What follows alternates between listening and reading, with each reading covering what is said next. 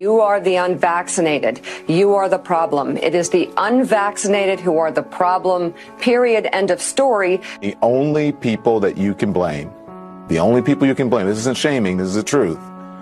Maybe they should be shamed, are the unvaccinated. It's time to start blaming the unvaccinated folks, not the regular folks. Anyone you came into contact with will blame you, as will the rest of us who have done the right thing by getting vaccinated. Because frankly, we know that we can't trust the unvaccinated. I think it's time to get our moral house in order, Anderson. It's the unvaccinated who are the threat. All of us vaccinated folks are going to start wearing masks to protect the unvaccinated folks. It's called a Christian value. You're basically punishing the vaccinated for the sins of the unvaccinated. People are not behaving honorably. The unvaccinated are basically saying, well, it's open season for me. I can do whatever I want as well. The unvaccinated are basically beating their breasts, running around the country saying, we don't care, we're living free, and so forth. We've been patient, but our patience is wearing thin. The unvaccinated, a group that includes children and people acting like children. And the rest of us are starting to get pissed off. The vaccinated feel the unvaccinated are making me upset or angry. This is not about freedom or personal choice. Well, my freedom is being kind of disturbed here. No. Screw your freedom. The other day, Howard Stern weighed in with a much different approach. Take a look. When are we going to stop putting up with the idiots in this country and just say, it's mandatory to get vaccinated?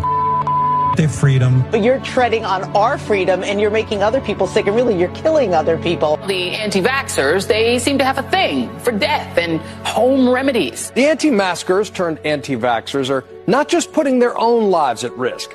If that was the issue, we could just say that we can watch them compete to win Placer's show in the Darwin Awards. We have to start doing things for the greater good of society and not for idiots who think that they can do their own research. And don't get me started on the lunatics who won't take any of the COVID vaccines. Life is too short to be an ass. Life is way too short to be ignorant of the promise of something that is helping people worldwide. Maybe you're doing it because you're disconnected or disorganized. Maybe you have some sympathetic psychological reasons. But maybe you're just being antisocial. Oh, you can't shame them. You can't call them stupid. You can't call them silly.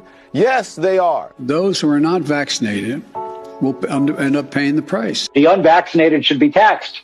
They should pay more for health care. We need to start looking at the choice to remain unvaccinated the same as we look at driving while intoxicated. We're going to see, and I've said, almost two types of America. Dr. Fauci said that if hospitals get any more overcrowded, they're going to have to make some very tough choices about who gets an ICU bed. That choice doesn't seem so tough to me. Vaccinated person having a heart attack? Yes, come right on in. We'll take care of you.